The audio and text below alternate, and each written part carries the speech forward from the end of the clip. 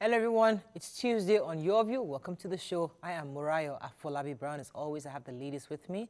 YK in the building. Yo. Good to see you. I like Good the matching morning. thing again. You know, Thank you. How are you? I'm fine. And you? I'm great. And everybody? We're all doing great. We still have no light in our house since the explosion last week Thursday. Was it Thursday? Yeah, last week Thursday. No light. When we called NEPA, they laughed. They haven't got approval Are you serious? to repair it. Really? So Yes. we are in darkness, permanent state of darkness. See this one is Ikeja, I'm sure. Ikeja Disco. Sorry. Wow. Like you need to, I don't know even know what to say, but maybe you need to write them. I'm sure they're working on it, but it might take some time. Well, I drove past there. I even took pictures. I forgot to show you the pictures. I took pictures. I drove past there. I didn't see any sign Of any of I even went there on Sunday. going No on. sign.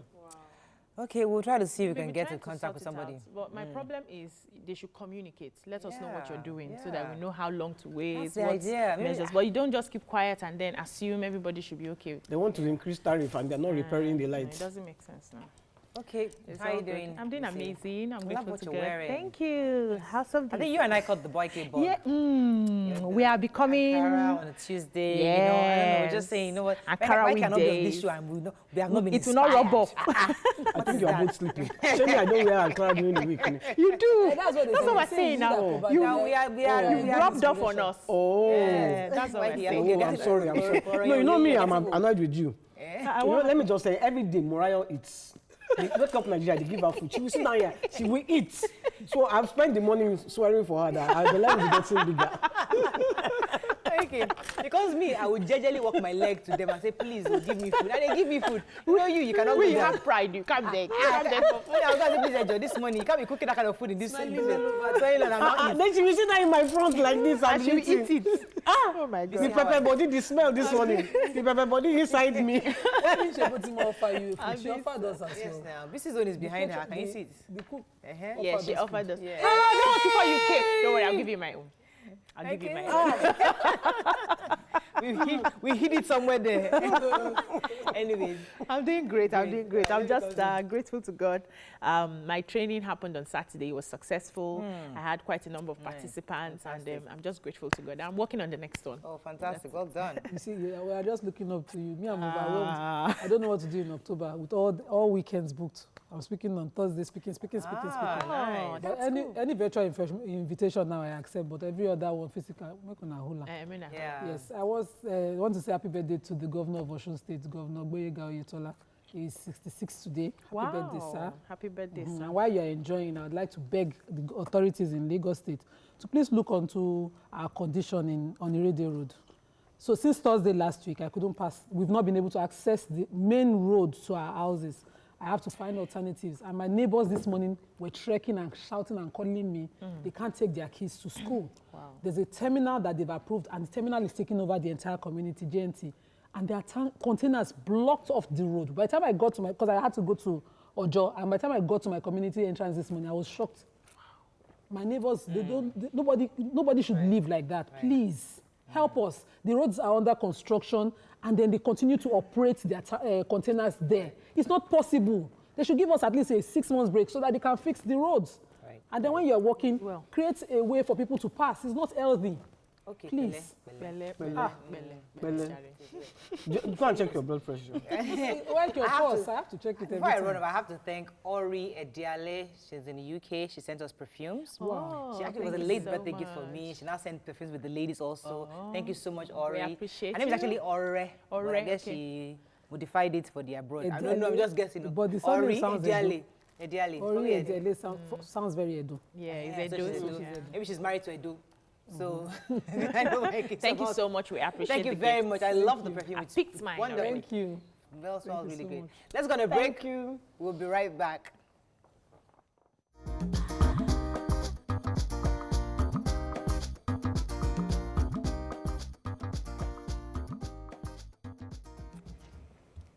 Right, we're going to start with the nation. Oh, my glasses. I just realized that I couldn't read. Okay, we're starting with the nation. Right. NLC TUC leaders under attack for suspending strike. Picture here. of a section of the Mile 2 Apapa Expressway in Lagos. Lagos to thrill residents with boat cruise to mark Nigeria at 60. Court fined Senator Abo 50 million naira for assaulting saleswoman. Lagos generates 72% of expenditure, and INEC begins migrating to e-voting. Okay. NLC? NLC is all over the papers, in different papers. So let's take somewhere else. I was going to take the Lagos to thrill. Yes. They're actually preparing a boat cruise. It's leaving from Falomo all the way, and they're going to be passing through the major landmarks in Lagos State and just celebrating the coastline of Lagos. And just, I think they're doing it on Saturday, October 3rd and October 1st. So it's open to the public? I think it's open. I'm not sure. It wasn't really specified. Okay. I wanted to take the Lagos financially viable story. Okay. So the Commissioner for Finance in Lagos, Rabi Olowo, has responded to budget figures that came out yesterday saying that Lagos is distressed, saying that their total revenue was about 644 billion, and that their expenditure was at 544 billion when they had an excess of about 90 billion, surplus of 90 billion. That state is certainly viable. Right. That they've been able to take care of all their loans, their finances that they've taken over the years, and they pay that, and they have that surplus to cater for the state. So and that the only state that doesn't need or depend on their federal allocation, yes, which is fine. That what they generated was about 70-something billion. Wow. By themselves. Okay, stop flexing. We know you have I'm money. not flexing. Lagos State has money. Okay, I'm taking the story just to balance out. So not from Lagos State. Lagos State is doing well. They should talk about it. Okay, so they've responded. And that's how we want other states to do. In a nutshell, moving on to Vanguard. Anger as Labour leaders abort strike and mass protest. FG lobbies National Assembly for urgent passage of PIB. FG to build walls round River Kaduna sympathizes with flood victims. Sex toy shop saga. Abuja court slams 50 million naira fine on senator assaulting woman. 2.67 billion naira school feeding funds found in private accounts, says ICPC. Deregulation, NNPC paid itself 1.53 trillion naira subsidy for petrol in 3 years. But let's talk about the strike for a moment. All right. So at the strike from Nigerian Labour Congress and the Trade Union Congress that was supposed to hold on Monday, that was yesterday, was suspended because they had a meeting with the federal government and they are still trying to work out modalities. But the Conference of Nigeria Political Parties, CNPP, are upset with Labour and TUC, saying that this is more like a sellout. They have betrayed them. They had a meeting and then they came to a conclusion not to carry out the strike. They did not even deem it fit to communicate with the civil societies that they had mobilized and Nigerians that they were going to suspend the strike. And they've been working for a very long time as a toothless bulldog. They've not, upheld what the Nigerian workers are looking forward to. We have a lot of issues, and then they are going behind to settle. However, so they continue the protest. Is. Yeah. Do you want there to be mayhem? Do you want there to be riots? Do you want there to be or for us to have a dialogue to solve a problem? So if Labour has gone in there to have a conversation and come out with some kind of a compromise, you're not accusing them. No, but Labour should have informed them that this is what we reached. Okay. You don't use people like that. No, but you see, the problem is Labour are always compromising. But anyway, let's move on. I wanted to take the NNPC. So according to the Vanguard, NNPC paid itself from January 2017 to June 2020 subsidy. They called it under recovery because at the time subsidy had been stopped in 2016, and they, as sole importers of the petroleum, the PMS, paid themselves before they said they deduct. Sorry, the NNPC called the payment under recovery, another name for subsidy, and deducted it from the proceeds of its domestic crude oil sales before making remittances to the federal account. Even as we were discussing that, they were still fighting for the CBN to give forex to the importers, saying that they wanted to get out of that position of sole importer. So when the importers went on strike and protested that, the cost of that, the increment, they tried to get forex for them. I don't understand this. Take them. Why is government not straight? They need to come and explain to us. Okay, let's move on clear it for us, please. The Punch. ACF wants Osinbajo over utterance, Ohaneze, Afenifere, others back VP. 10 die, many injured in Ogun. Anambra crashes. Sex toy shop assault court orders senator to pay attendant 50 million naira. Yay. Oyo workers, students protest accuse labor leaders of betrayal. We have not been informed of tariff hike suspension, says Discos. INEC plans migration to e-voting, meets machine producers. 2.67 billion naira school feeding funds in private accounts. And World Bank approves $20 million post-COVID-19 grant for Ekiti. Okay, lots of stories here. It says which one? the discos, no, the discos are confused because they have not received the order from the federal government that they should reduce the price hike. So that as of today, Monday evening, It's still soon now. She was agreed they on said they have Monday. not. I'm just telling you What the now. paper What the paper said. Did I add anything? No, you did not. It's what the paper said, no problem. Okay, Major story. this is our Abo, Senator Abo, please. It's important I was now. waiting for you to talk about it. I thought it would be the first story you will take this So, morning. Senator Abo, yes, that young lady got a 50 million naira damages awarded for her against the slapping senator. Yes, and I wanted to take it because he had gone to court and his lawyer, the police had charged him to court criminally, and his lawyers were able to file a no case submission, which means that then the Kosejo and the court upheld that Kosejo and they allowed him go. But the lawyers of the young lady went on to enforce her fundamental rights, and they got that civil case. In fact, what they wanted was a 300 million naira damages, but the court gave them a 50. People usually will give up. A police has helped me. I did not get. Do a civil case. Wait the wait. This lady waited a year. She got judgment. Just stop. Somebody important should just come and slap me, I beg. Please slap me. Please, I don't want He's going to appeal. keep my face for They that. say Of course you will appeal. You should Stand appeal. down. We have a video. Don't worry, but You stand forget down. about Yeah. it. You should just Major pay if story it's quickly. what they're doing. Okay, major headline. Want to Yes, that? yeah. So the Vice President celebrating the 60th anniversary at an interdenominational church service in Abuja talked about, I quote, he said, "Our walls are not yet broken, but there are obvious cracks that could lead to a break if not properly addressed." And so Ohaneze Ndibu and the Afenifere supported him, saying that he's just said what every other Nigerian has been saying, that we have cracks in our institution already, and if we do not solve the issues, it will likely lead to a break. But the Arewa Consultative Forum are saying that he isn't someone who should come out and give such, say such outside, because it's going to cause a lot of divisions. He should not have anybody who is holding prominent position shouldn't be saying something like, we are going to have a break and all of that. So they came after him. And they said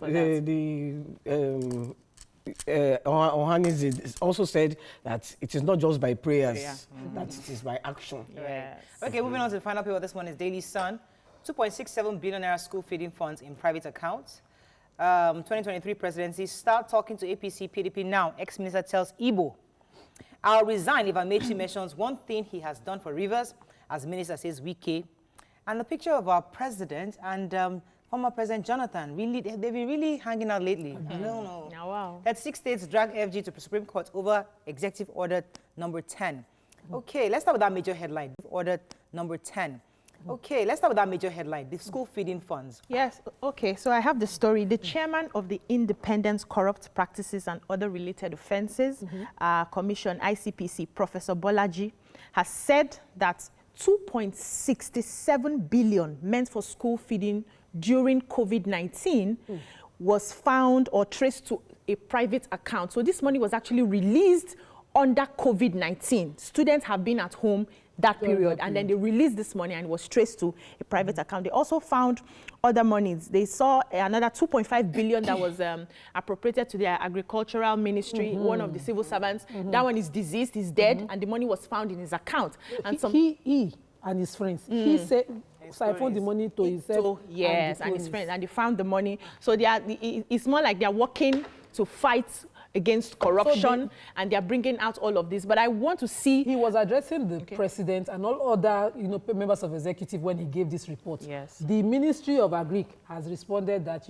they don't understand the figures, they will verify it. The Ministry of Humanitarian and disaster control, Madam has said that I'm just hearing this. I will investigate it. In fact, we will take it up with him. All of you taking it up. So I can't take Amechi and Please, go ahead, quickly. They are facing themselves, Amechi and Wike. Yes. Amici says that the rising insecurity in Rivers State, bad roads, intimidation of the judiciary, they have all lost their voices. That when he was governor, he gave them all voices. Then Wike went on a live program and said, you Shut the courts. you shut the court for 2 years. Then he says, if he can name one thing that he did, that Wike will resign as governor.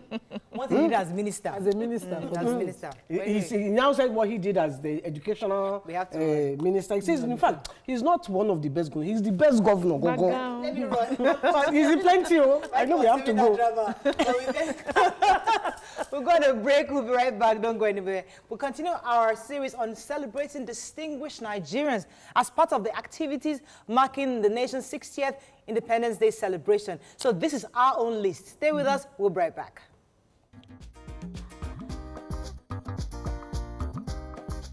Stay tuned. Your View will be right back.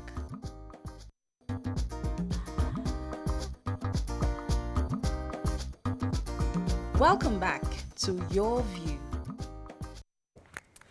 Thanks for staying with us. So yesterday we started celebrating distinguished Nigerians who we are proud of, people who have done great things in the last 60 years. Now, this list is in no particular order because we got calls saying, how can you put this person before that person? How can you not say this person? Listen, these are just the ladies of you coming together and picking 60 people from our own experience, our knowledge, where we understand it from. So please, don't look at it with that. Just look at it as 60 Nigerians that we're celebrating. So I like YK to start with the first 4. Ernest Sesay Ikoli was a politician, nationalist, and pioneering journalist. He was the first editor of the Daily Times and the president of the Nigerian Youth Movement in 1942. Samuel Okaraji was a professional footballer who played internationally for Nigeria. He was also a qualified lawyer who had a master's in international law from the Pontifical Lateran University of Rome. He collapsed and died of congestive heart failure in the 77th minute of a World Cup qualification match against Angola at the National Stadium in Surulere, Lagos, on the 12th of August 1989. Chief Olabode Akombi Thomas was a lawyer, politician, statesman, and traditional aristocrat. He was Nigeria's first Minister of Transportation. Thomas served with distinction as both a colonial minister of the colony and protectorate of Nigeria, a nobleman and privy councillor of the historic Oyo clan of Yoruba land, at a time when his native country was beginning the journey to its independence in the 1960s. Chief Solomon La was a politician who has held various offices at the national level for over 50 years. He was a member of the first national parliament when Nigeria gained independence in 1960. He was elected governor of Plateau State during the Nigerian Second Republic. He was founding chairman of the People's Democratic Party, PDP. We celebrate the very first 4. Congratulations to them. Yes, you see the next 4. Okay, so Michael Okpara was a politician and a premier of Eastern Nigeria during the First Republic from 1959 to 1966.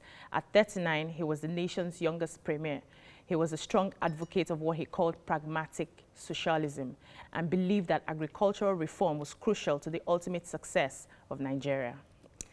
Sanusi Lamido Sanusi was the 14th emir of Kano and the former governor of the Central Bank of Nigeria, where he introduced the consolidation process, which reduced the number of Nigerian banks through merger and acquisitions, a bid that strengthened Nigeria's financial institutions and make him more accountable to depositors.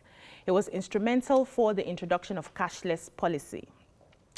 Wole Soyinka is a professor, playwright, poet, and essayist. He was awarded the 1986 Nobel Prize in Literature, the first sub-Saharan African to be honored in that category. His work, A Dance of the Forest, won a contest in 1960 as the official play for Nigerian Independence Day. On the 1st of October 1960, the Nobel laureate was the first head of the Federal Road Safety Corps in 1988. Chinua Achebe was a novelist, poet, professor, and critic. His first novel, Things Fall Apart, in 1958, often considered his masterpiece, is the most widely read book in modern African literature. Ooh, we celebrate these four amazing Nigerians. So the next three, Nima. Not our own generation. Chimamanda Adichie is Chimamanda! a Nigerian writer whose works range from novels to short stories to non-fiction. She was described in the Times Literary Supplement as the most prominent of a procession of critically acclaimed young Anglophone authors who are succeeding in attracting a new generation of readers to African literature. Michael Taiwo Akinkunmi is a retired civil servant. He is famous for designing Nigeria's national flag and is commonly called Mr. Flagman. Ngozi Okonjo-Iweala is an economist, an international development expert. She was the former managing director of the World Bank and Nigeria's ex-minister of finance. She sits on the boards of Standard Chartered Bank, Twitter, Global Alliance for Vaccines and Immunization, and the African Risk Capacity. Fela Kuti. Okay, I'll go with Fela, okay. But I need to remind Nigerians that also she's on the finalists to be the possible next boss of the World Trade Organization, WTO. So we're excited for Ngozi Okonjo-Iweala. So the next is Fela Anikolapo Kuti. Woo, woo, woo. He was a multi-instrumentalist per excellence, musician, composer, pioneer of the Afrobeat music genre, and Pan-Africanist. He's widely regarded as one of Africa's most challenging and charismatic music performers ever. Next is Pa Benedict Odiase. Was a Nigerian composer who composed Arise, O Compatriots, the national anthem of Nigeria. Arise, O Compatriots, which was adopted in 1978, replaced the country's previous national anthem, Nigeria We Hail Thee. Next is Tony Elumelu. He's an astute economist, seasoned entrepreneur, and a core philanthropist.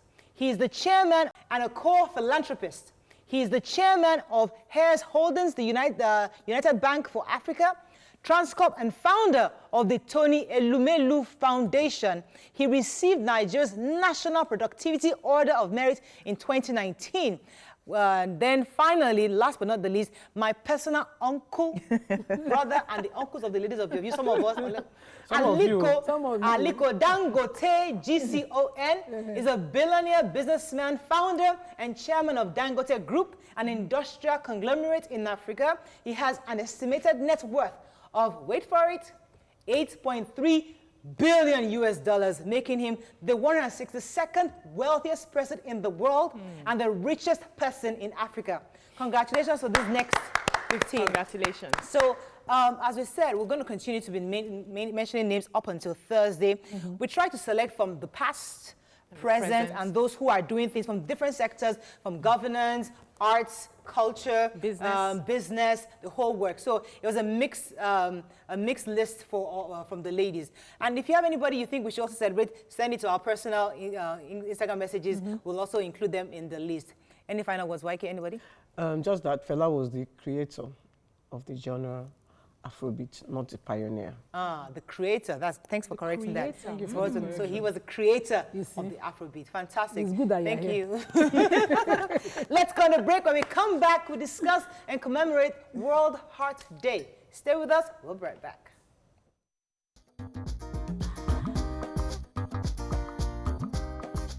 Stay tuned. Your View will be right back.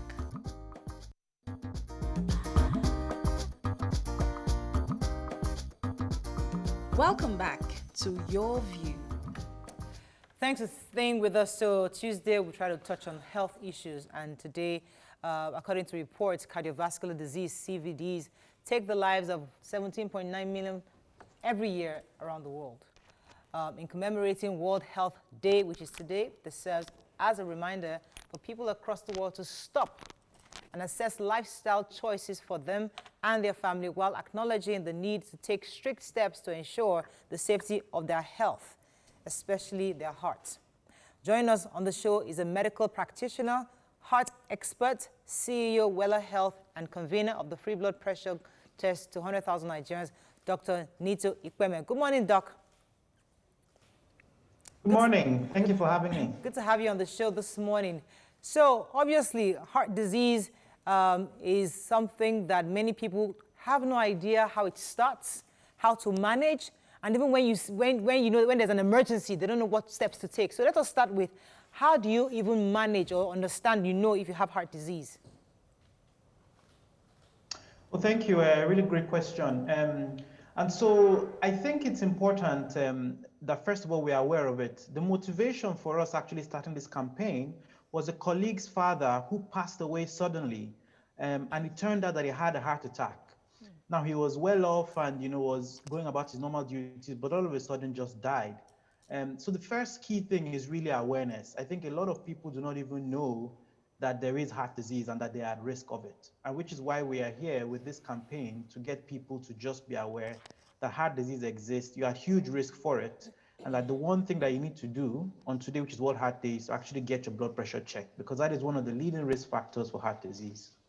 Yeah, so I have a lot of people around who are always constantly checking their blood pressure. And sometimes they feel that they have like an irregular beating of the heart.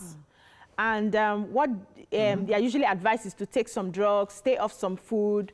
But I'm getting to realize that sometimes I'm suspecting, I'm not a doctor, that it could be hereditary, because looking at their father, their mother, they all had that sort of thing go. So how do you, what are some of the causes, and how do you take yourself to the hospital? What do you start seeing that would likely make you to want to go check your heart out?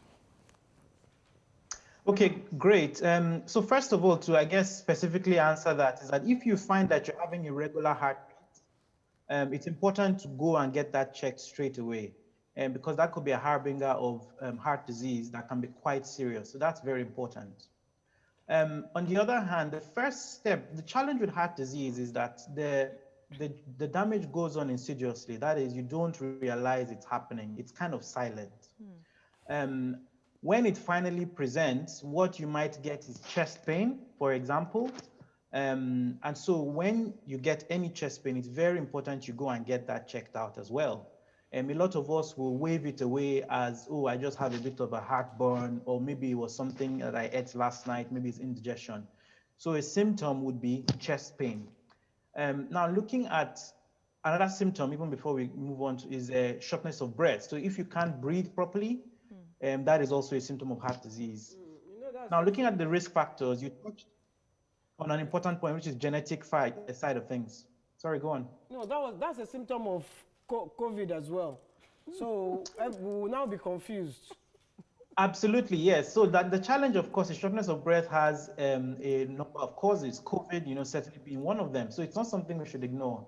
That when you are short of breath, certainly COVID is something to think about. But if you have, the risk factors, say you have a family history of heart disease, of hypertension, you've got diabetes, and you have high cholesterol, and those are pointers that potentially, this could be related to your heart. And of course, COVID-19 is worse if you have heart disease, so which is even more important then to find out about what your heart is doing. Right. Okay, so I wanted to understand, some people don't call it a disease because they say the heart, if it has disease, probably there's a one-off cure. Is it a condition that you have to manage for the rest of your life when you have a heart or a disease? Can we just clarify that confusion? Yes, I mean, it's semantics. I think whatever you call it, the question is, what is the implication for you? Now, depending on the type of heart disease, will determine how long you have treatment for. Now, with something like hypertension, which is a huge risk factor for most heart disease, generally, if you have, say, mild hypertension, if you change your lifestyle, that can actually improve it. So things like, exercising, losing weight, reducing the salt in your diet, making sure that, you manage that could actually help to reduce your blood pressure and to reduce your risk of heart disease. Right. Now, whether it's a condition or disease, I think that's really academic. Okay, now let me ask this question, because abroad you can call 911 when there's an emergency. Here, we don't have that like very easily. Yes, you have 727 and all that. But when somebody has a heart attack, what's the first aid you do? What's the first thing anybody, the bystander, somebody, a family, does before carrying them to the hospital. Because abroad, when they have a heart attack, call 911, they are stabilized when they get there. But here, before you finally see a doctor, it might take you a couple of hours. What can you do in the first response to a heart disease, heart patient? It's a challenge, and again, this was the motivation for us to start this campaign to get 100,000 Nigerians to get their blood pressure checked. Because a colleague of mine had their father experience this exact same thing. They had chest pain, and within an hour, they were dead. The reality is that because of the way our healthcare system is set up, you really need to prevent this rather than wait, so which is why it's very important, to get your blood pressure checked, to be aware of your heart health before you need it. Now, if you're unfortunate enough to have chest pain and are having a heart attack, it is important to, dial the emergency numbers to get an ambulance to get to you. If you can't get that, then it's important to very straight away go to a hospital. The one thing that you can do when you are getting out to the hospital is to take aspirin. So 300 milligrams of aspirin that you can chew has been shown to, improve your outcomes if you have a heart attack or have, chest pain. So that's something you could potentially do. But what's very important is getting an ambulance to come to you or going to a hospital very rapidly. But even more important is prevention. So finding out your blood pressure and then managing it and changing your lifestyle. Sometimes I'm just sitting down, I might be exercising or I'm just sitting down and I feel my heart, it just does, and I don't take it as anything. Do you think I should? Sudden movement. It just does, that kind of, can you see me? I hope you can see me. It just does, I don't know how to. Palpitation. Yeah. Whether it's a palpitation, I don't know. Exactly. Yes. So palpitations is the term we often use to describe that. So it means when you're aware of your heartbeats, naturally you shouldn't be aware of what your heart is doing. It ticks away silently in the background. But if you become aware of it, that is what we refer to as a palpitation. Now, generally, you should actually get it checked out just to be safe. A lot of palpitations may not necessarily mean that you have heart disease, but it's hard to tell without getting checked. So you'd have to go into your doctor, you get your blood pressure done, you get a trace of your heart, a thing called an electrocardiogram, an ECG, and that can then tell if that beat you're experiencing is something that is pathological or problematic. I'm also worried about, so when we hear heart disease, we hear high blood pressure most of the time. But I'm worried about low blood pressure because there are people I know that any little thing, it's like they are flattening out. There's no pressure at all. So if you are in that space, should you still get it checked out or do you feel it's normal? Yes, no, you should get it checked out. So there's only, not that many people have that problem. And you're right, if your blood pressure is low, you're more likely to pass out, to faint.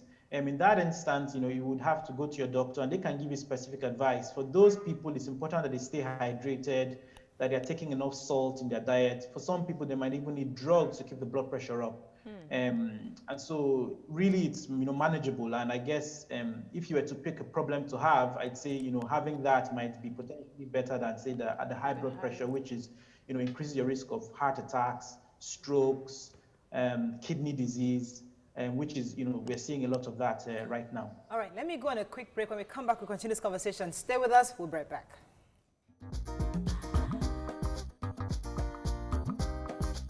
Stay tuned. Your View will be right back.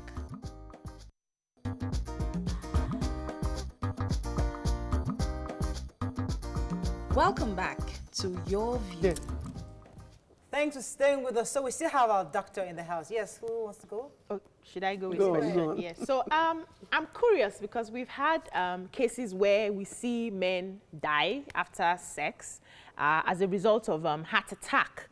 Now, what do you suggest for someone who probably has this cardiovascular disease? How do they handle the other room business so that they don't end up dying when they're walking? And to help to buttress what she's saying, sometimes you just feel the heart going big, and you start getting scared. During the activity. During the activity in the other room. If your heart is doing big, and I'm wondering, hey, am I having a heart attack? Is that all right? Or is it normal? Elijah Angel, what's wrong with you? Doctor, please go ahead. So I think, I mean, of course, there's a lot of exertion that goes when you're, in the other room. Okay. And so if you have, risk factors for heart disease or you have heart disease, it is something to be aware of. And so again, it goes back to the basics of making sure you have your blood pressure checked. If you're on medication, making sure you're taking your medication. And also what's important is a lot of people take some supplements and some extra medications to help their performance. And sometimes, those can actually not really help when you pair it with, some blood pressure tablets you're on or some heart disease tablets. So really, if you have any supplements or extra aids you're using for performance, you really want to check with your doctor to make sure that they're compatible with whatever medications you're taking. I think sometimes when you hear of those stories of people that pass away in the act of lovemaking, it is probably because they've taken it with some other medication that they haven't checked with their doctors. So in positioning, quickly, just in addition, in positioning, should the person who has like the heart disease stay like under, not to exert so much energy? Please. Oh, don't worry. Please, help now. Answer it on the internet. Yeah. People need help. Okay, okay. Doctor, you are laughing. I'll have to look at what the research says about positioning. I'm not sure that I can, adequately give the right information prior to looking at the data. For the Because really, sexual activity is exertion across the board, right? So I think the important thing is to make sure that you have your, heart checked, your blood pressure checked. If you're taking medications, make sure you're on them and make sure you don't use any supplements without first checking with your doctor. Okay, thank you, sir. my colleagues, for the comic relief. Back to serious questions. So, doctor, sometimes when you have a part of your body, in pain, maybe your arms or something, some kind of think that's a pointer to your heart. Which parts of the body are exactly, pointers to you worrying about your heart or having to check your heart? Absolutely, yes. So sometimes, I spoke about how the traditional sign of heart disease or heart attack in particular is chest pain. Because the same nerves that sort of give you that sensation of chest pain also gives you the sensation in your arm. So some people sometimes may not even get chest pain. They might get, say, pain in their upper arm, even going down the whole arm. So sometimes that can also be a pointer to heart disease. So if you have unexplained pain in your arm that's intermittent, especially if it's related to exertion, so if you do exercise or do anything that requires some exertion, and that brings on pain in your arm, it's probably worth checking to see if it's related to your heart. So sometimes some people can also get pain in their bellies, so abdominal pain, and in some instances that can also be related to your heart, especially if you say go and check for the troubles, for anything related to your tummy and nothing happens. It might be worth looking at your heart. Let me ask this question. And worry. Go ahead. Yes, Let you finish. Go ahead. No, I was going to say that worryingly, if you have diabetes, you may not have any pain at all. A lot of people with diabetes have the nerves in their heart are kind of a bit dull, so they may not get pain at all. So again, it goes back to making sure you know your risk by checking your blood pressure and taking your medications if they've been prescribed. How come people who seem pretty fit, exercising, they're always in the gym exercising, some of those guys have heart attacks? Why does that happen? Yes, it's a good question. So a lot of heart disease is related to your own genetics, right? And so we'd say fit young people that have those, sudden cardiac events, a lot of times related to their genetics, so they may have things we call arrhythmias. So that is when the rhythm of the heart isn't quite regular, and it can lead to challenges with, how their heart operates. So in that instance, again, it's important to just go and get checked up. I know I keep sounding like a broken record, right. But the heart is just there. It's kind of a silent ticker. We just forget it's there.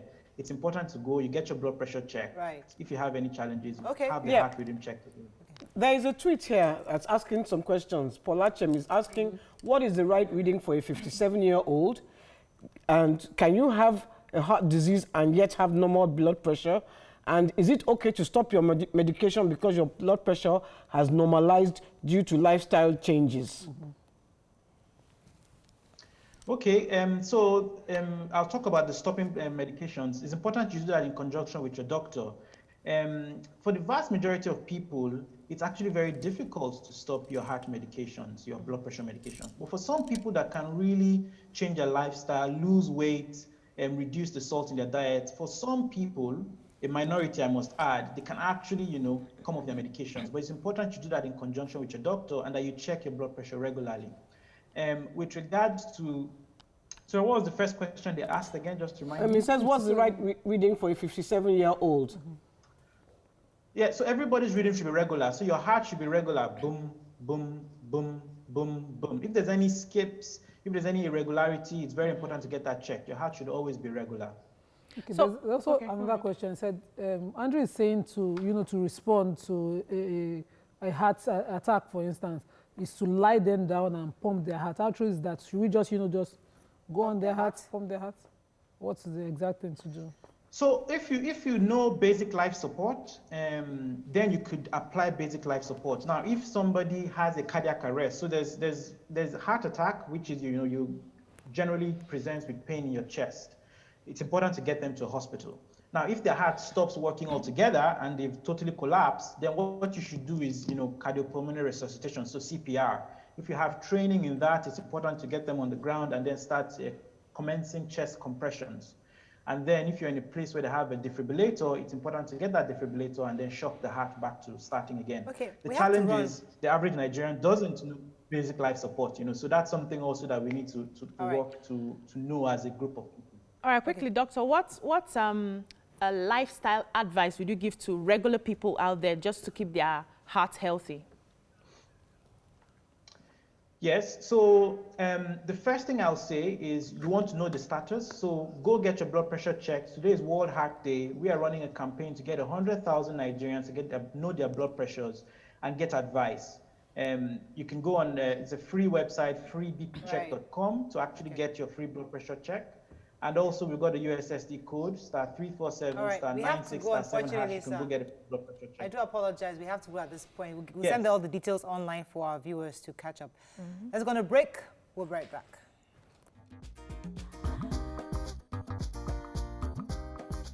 Stay tuned. Your View will be right back. Thanks for staying with us. So September is Sepsis Awareness Month. According to reports, every 2 minutes, someone dies from sepsis. And that is more than from prostate cancer, breast cancer, and AIDS combined. Joining us on the show is a pediatrician and the CEO, Outreach Women and Children Hospital, Dr. Ifumbu Dosekun. Welcome, madam. Are you there? Good morning, I'm here. Good to have you on the show. Good morning. For those who don't have an idea what sepsis is, could you tell us what it is and how can somebody, how can it be diagnosed? Sepsis, this is a very interesting phenomenon, and it's a phenomenon that many people are not aware about. And there's an international drive in different platforms and modalities where they are trying to make people understand what sepsis is. Sepsis just means an infection, but it is an infection with a difference. Now, sepsis is an infection with an exaggerated immune response. It means instead of your immune system to come and gently hit the bug and kill the bug, the immune system overreacts, it kills the bug, and in its overdue may kill the subject that is invaded by a bug. When we were in school, when I was in medical school 40 years ago, this was not the explanation given to us about sepsis. The main thing said that sepsis is when you have bacteria in your blood to a significant amount, it causes sepsis, and it was well-known knowledge that it will cause death. But now we are understanding what we call the pathology and the physiology of sepsis better. That sepsis is not only a bacterial infection, it is any bug. It can be the malaria parasite, it can be bacteria, it can be a virus, it can be a protozoa like amoebasis. There are many agents that can give rise to sepsis. But of course, the commonest one is bacteria. Okay. So when I was in the hospital with my son's pregnancy, I used to see the doctors run around when a patient is brought in and they claim the patient has sepsis. Everybody's running, they kind of exaggerate the situation, and then after a few weeks of treatment, I see the person gets better. So initially, the impression is that this is so out of point, nothing can, you know. So how exactly should we treat this? Is this something that we should be very, very scared about, or something that, you know, is controllable, that, you know, you can just go to the hospital for? We should be on the alert. That's the word. Doctors, nurses, lab scientists, pharmacists, patients, the whole community should be aware that when we have an infection, sometimes we're lucky.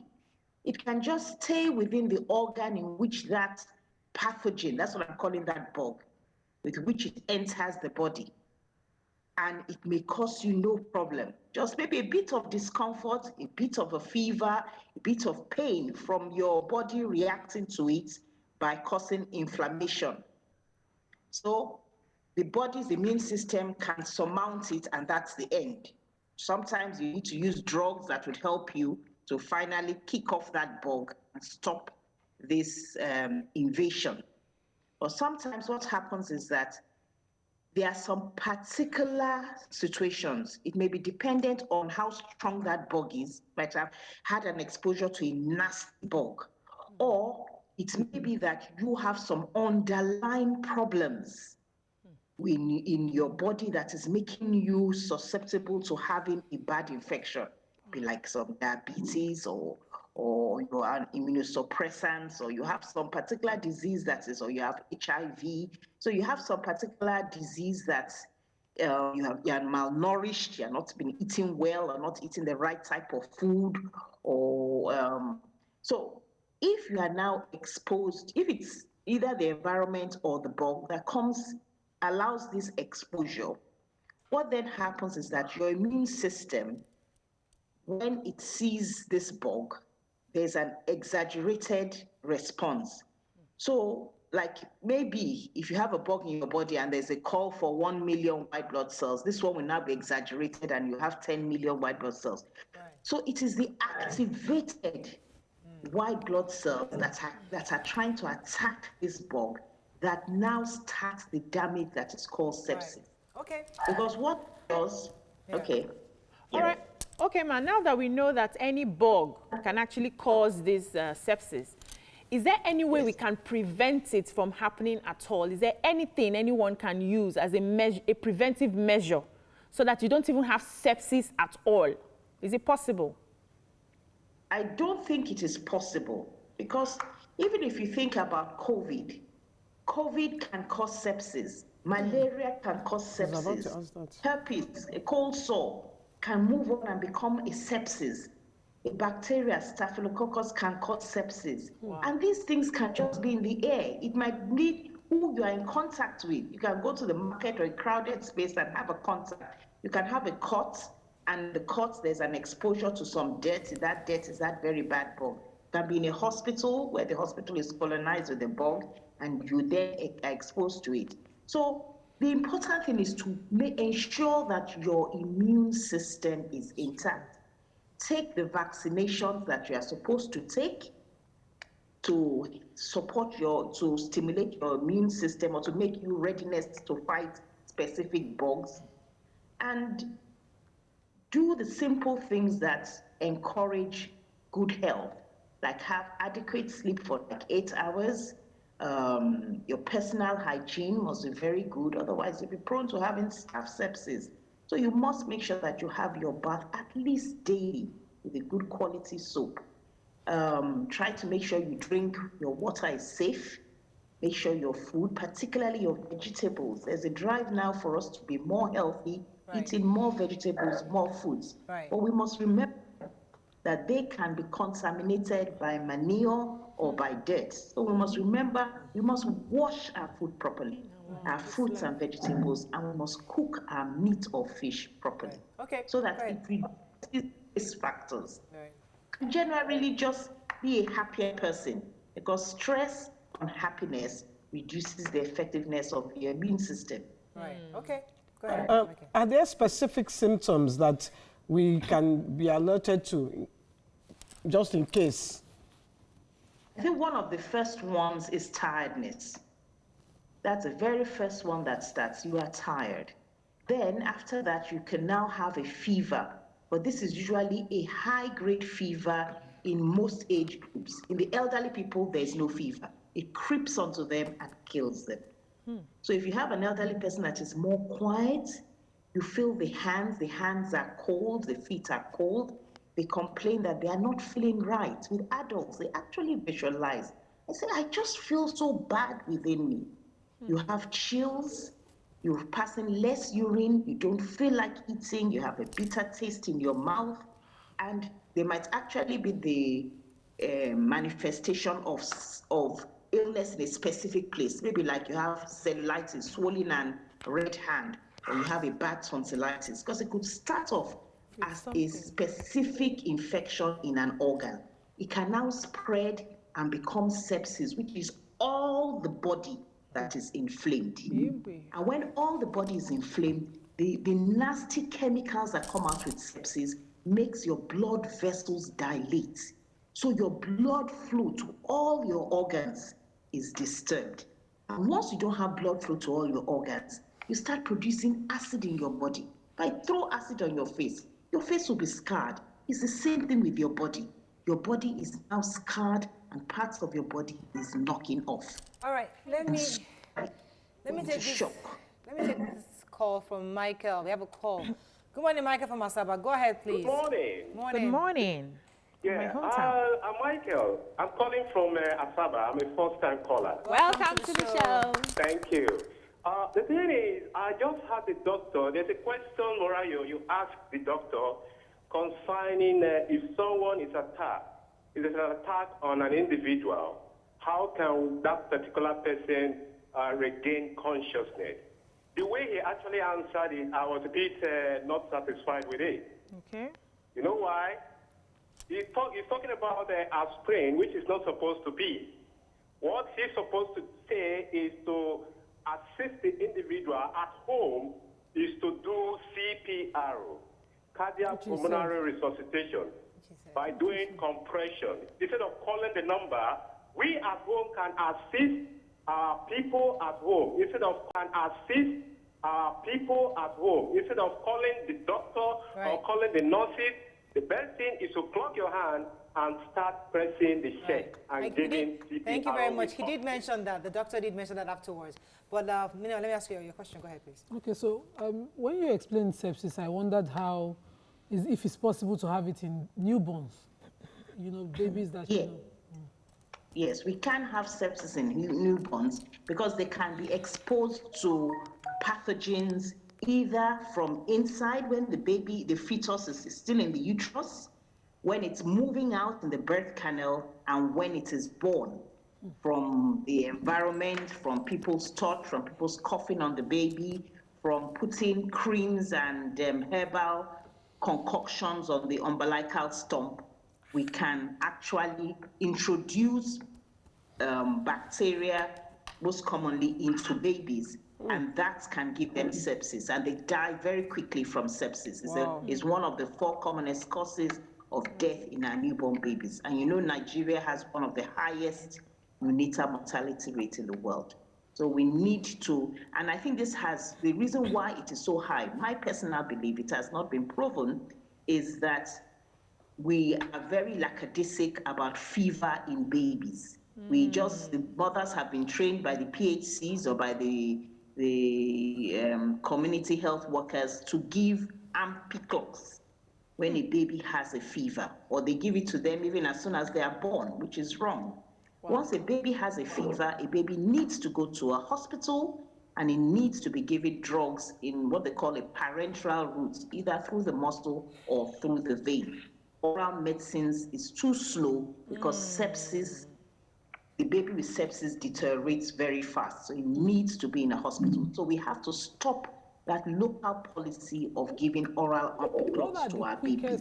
What are the most affordable things? Because some people, most Nigerians in the remote areas of Nigeria can't afford a proper hospital. Yeah. And they put to bed every time. A lot of women have babies.